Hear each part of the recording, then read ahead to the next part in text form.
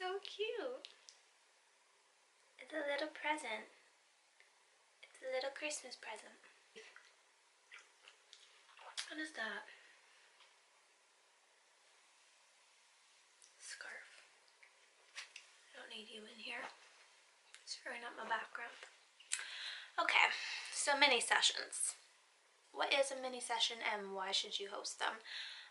So for the longest time when I was starting out as a photographer, I didn't host mini sessions because I actually didn't know what they were. I thought that a mini session meant for, like, it was for children, like mini. No, that's not what it is. So yeah, if you're like me and thought that's what it is, it's not. It's basically a form of session that is just a form of session. It's a session that's just smaller than your usual ones. So if you have never hosted a mini session, as a photographer, I would really suggest doing it because basically they're a hit. I never thought that I would love them, but they are amazing. So for one, they really bring in a lot of new clients and people because I guess it's just like quick and easy, and they're also cheaper, so I think clients think, oh, we're not handing over too much money to someone that we don't really know yet. Like, we don't really know if we're gonna like being photographed by them, if our kids are gonna like them, or if we even will like the style of the images or the experience. So I think it's like good for new people to try you out as a photographer, and really good for prior clients as well, because personally I feel this way. I don't think you need to get like an hour to 2 hour session every single time. Like, I just don't think it's necessary. If you're a family that likes to get photos done every year or twice a year, you don't need an hour every time. Like, 30 minutes is plenty. That's just my opinion. So might be different with different photographers, but that's just how I think about it. I'm gonna try to make this quick because I don't want to overcomplicate it. So if you would like to host a mini session, the first thing to do is decide on your location or like your theme. Some people, a lot of photographers like to do like in studio mini sessions, which is great. I choose not to. It just doesn't fit my style of photography. But yeah, so you can do in studio, or you can do outdoor, or like on location, like in an Airbnb, or rent like a space, anything like that. So first thing is decide like what you want to do. For example, this Saturday I have call them my Holly Jolly minis. I think that's what they're called, but it's at a tree farm.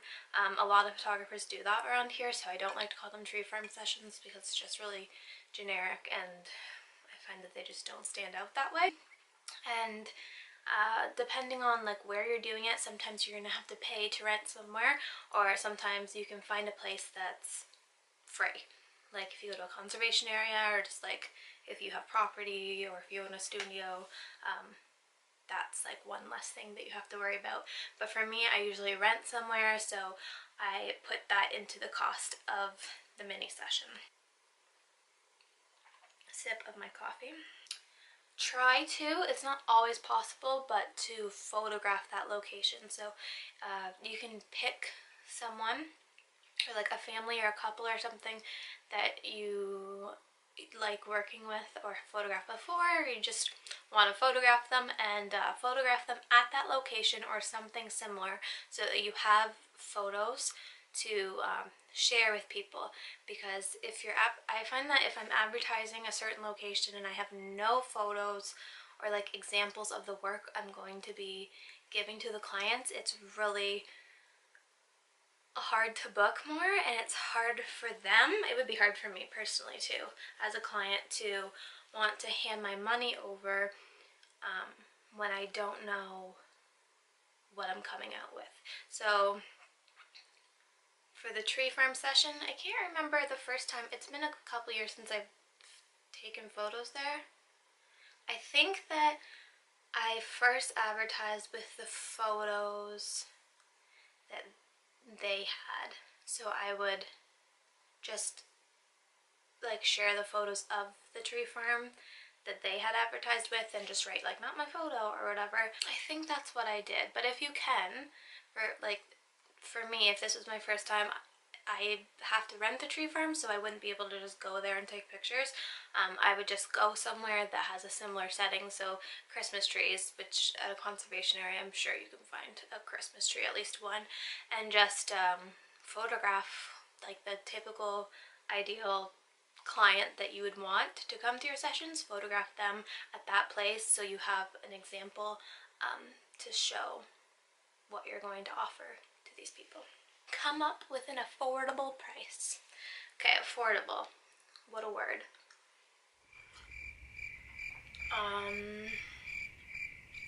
About that. Okay, affordable is going to be different for everyone. To some people affordable is $45. To some people affordable is $250. To some people it's $1,000. Like, it's different for everyone. So you just have to kind of figure out what works for you.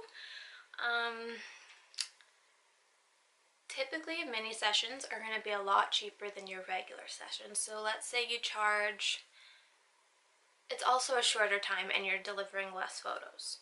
So it would make sense to charge a lot less. So let's say you charge,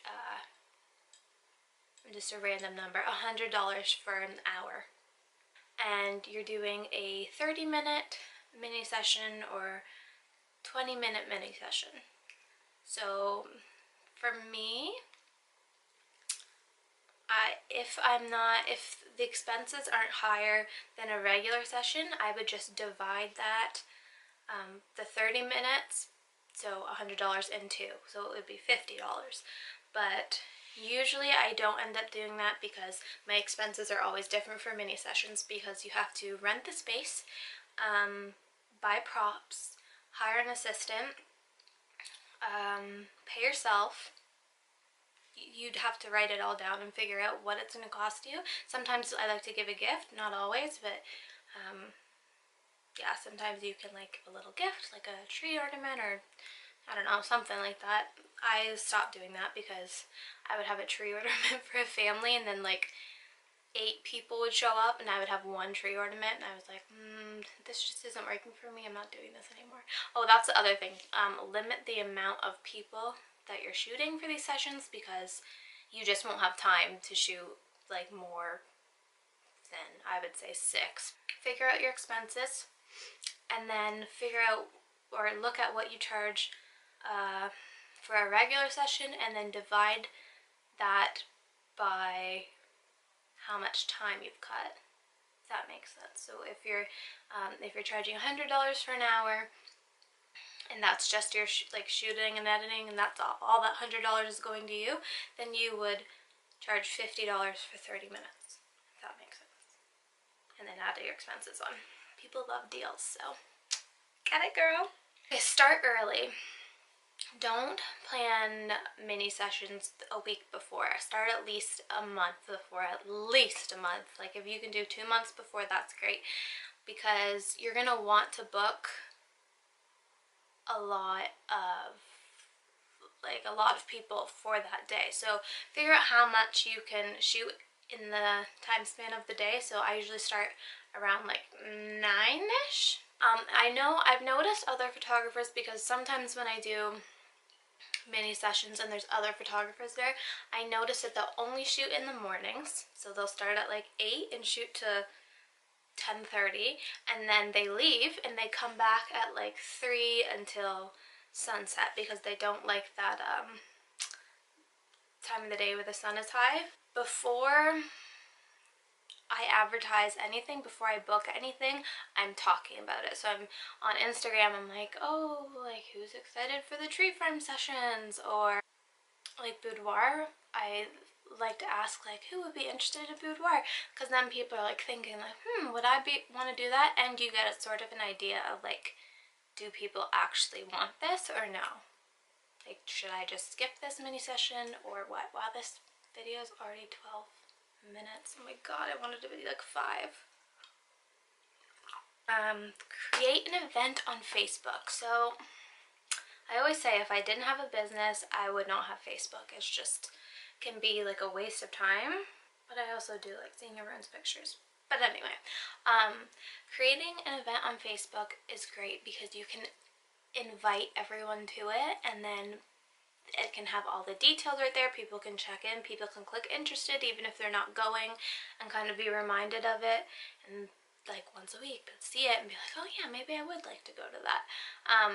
And it helps you just reach a lot of people that you wouldn't normally talk to. Like on Instagram, I get a lot of younger clients from Instagram. On Facebook, I get a lot more like families and older clients because, I don't know, that generation hasn't hit the Instagram world, and Facebook is for old people now. Just kidding. Kinda. Oh, a blog post. So if you blog on your website, this is a great thing to do. So I always say answer the 5 W's. Is that what it is? Who, what, where, when, why, and how. So I go through and answer all those questions to myself, and then I insert that into a blog post, so in my own words. It just will answer a lot of questions for clients, so they don't have to message you and ask you, oh, where is it? Oh, how much is it? What should I bring? What will you bring? What should I wear? When will I get my photos back? It'll also attract a lot of people to your website, which is great, and you can share a lot more photos on a blog post than you would Facebook. Personally, I don't post a lot on Facebook because I just like picture wise. I connect my Instagram to it, but I don't like to post a lot of photos on there. But your website and your blog, that's the place to do it. And people can pin the pictures, which is great. Props. So bring props. You always think like, oh, a 30-minute session, how am I ever gonna have enough time to shoot this? Like, it's gonna go so quickly. But once you've shot 5 different like families in the same place, you're gonna be really quick. You're gonna know the shots that you want, and you're just gonna get them done faster than the time that you did the first one. So I always recommend bringing props, and it adds a little, like, I don't know, spice to the shoot. So I'm not a prop girl usually. I don't like them for my brand. I don't want to say they're cheesy, but they're just, I think they're becoming a thing of the past. They're not as modern. Sound like I don't use props. I do. It's mug. This is a prop, but I personally find that I like things to be a little more lifestyle in my shoots and more natural. But at the same time, I still have like signs and stuff. Like for my tree farm sessions, I do bring a sign that says Merry Christmas, and I do bring a chalkboard where people can write Merry Christmas from the Joneses. But I just think that's nice for like Christmas cards and stuff like that. But anyway, bring props that will go with your shoot. So for stepping away from the tree farm thing, I feel like I've talked about that a lot. In the spring, I do minis at an orchard. There's blossom trees, so they're like pretty and flowery and cute. So I went and bought like this old ass bike that you can't even ride, but I painted it white and like added a little basket on. Jordan did it, thank you Jordan, and then put flowers in it, and that was like a really natural prop that I could use. Like, just I had like I would have someone pushing it, and then like the guy like with his arm around the girl like walking. I don't know, it was something that I like. We're just getting off on a tangent about my style, and that's not what this is about. Buy props for your shoot that will go, but don't go overboard unless you want to, unless that's your thing. Just get props. Bye. Plan your shots. So don't go to the session thinking like, I don't know what I'm going to shoot when I get there. We're just going to wing it. Definitely find some inspiration and like things that you'd like to try. Other great thing about mini sessions is you're getting so much done in one day. Like, you're doing all these sessions in one day. It's really good for your portfolio because you can try a million different things. So you're gonna have couples, you're gonna have families, you're gonna have kids, you're gonna have all these different types of people coming, so you can try a lot more stuff. So I just like to look on Pinterest or like Tumblr, and definitely through magazines. I find like some of my best shots from magazines because the advertising world can be a little more natural if it's like more like high end, I guess. Like, so if you're looking at like a Tiffany's like advertisement, I like to look at those, or like Ralph Lauren, and you'll see their advertisements are very natural looking. So I'll take that and I'll be like, I want to incorporate that into my shoot today or into my minis today, and then I will try those poses on that day. So I have a lot more to work with than just like winging it when I get there. I'll be like, oh, this kind of looks cute, try this. I like to know exactly what I'm gonna do when they show up. So you'll when someone comes, you'll know right away, okay, I need you to write your name on this board, or write Merry Christmas from the Joneses on this board. I'm gonna place you here. Okay, perfect. So you'll get a lot more done in that 30 minutes, or you can get as much done as you would in an hour in the 30 minutes if you know all the photos that you're gonna take. Collect retainers. I didn't do this for the longest time. When I started being a photographer, I didn't collect retainers. I didn't even know what that was, or I called them deposits then. So I would plan a shoot. This wasn't just with minis, but I would plan a shoot and then people would cancel last minute, or they just wouldn't show up, and I would have already paid for the farm or the location. I'd have my assistant, I have to pay them, I have to pay myself, and that's just being self-employed. When you show up to your job and you're not self-employed, you're getting paid no matter what. When you're self-employed and you show up and there's no work, or if the person doesn't show up, you're out of money that day. That's in one day you're not getting paid. That's one day you're not gonna have enough money to put food on the table. So now I collect retainers because it's sort of it's like a sense of, I don't want to say pressure, but people show up now, and if they cancel, like a contract is really great to have too, so they can't like con you into, I don't know, I don't want to say too much, but there are some people that will try to screw you because you're self-employed, and they think that they can influence you because you're a small business. So let's say, again, going back to the $100 to the $50 thing, if your shoot is $50, collect half, collect 25. So everyone pays you 25 to book their spot, and then the other 25 on the day. So they know that they paid you that 25, you have that spot saved for them. Just got cut off there.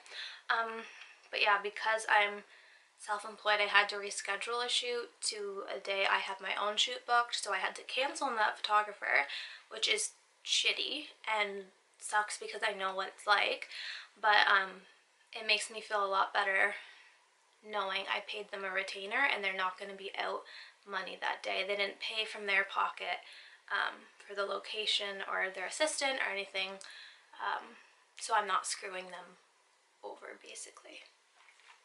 Hire an assistant. This is a big one. Someone you can rely on. It doesn't have to be someone who's in the photography world, definitely not. I usually hire my little cousin, Kendall. She's not very little anymore, she's 16 now, but when she started she was a lot younger.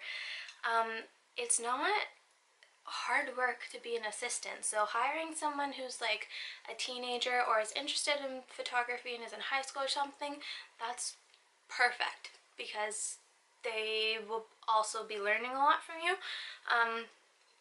and it just honestly saves you so much on the day. So what my assistant does for me, keeps track of who's coming next, like who's been there, who's coming next. 'Cause sometimes when you book a lot of people you don't remember, or you really forget someone's name or something, so she's like, oh, this is Janet. So she handles that, and then she handles all my props and like the mood basically. So if I like bring like music to a shoot, she has the music going. If I like need like a wreath or like mistletoe, I'm like, Kendall, can you bring me the mistletoe? If we need a blanket changed out, she's helping me change the blanket. If we need to fix somebody's outfit, she's fixing the outfit. If kids are just not looking at me, or a dog, she's got the jingle bells over my head, or like a dog treat or something, getting their attention so I can focus on shooting and not all of the extra stuff. An assistant is like crucial to mini sessions. You have so much going on that day. You just need to focus on producing good work for your clients. So an assistant is good, and I think it makes everyone else feel more comfortable too. Have a backup plan for weather. So this fall I had fall minis, and both days that I had planned got rained out. Like, nothing sucks more. You have 20 people coming that weekend and everyone has to be rescheduled. So the best thing for you to do is to have like an open date that you can reschedule, or just be flexible to do a shoot on evenings or days that they're available. But the best thing I think is, let's say one weekend you have your minis planned, or one Saturday you have your minis planned, also keep your Sunday open or the next weekend open in case of weather, and tell your clients that, like, if we do get rained out, this is your rescheduled date, so they're not like, oh well, I can't come that day because I'm going here. At least they'll know.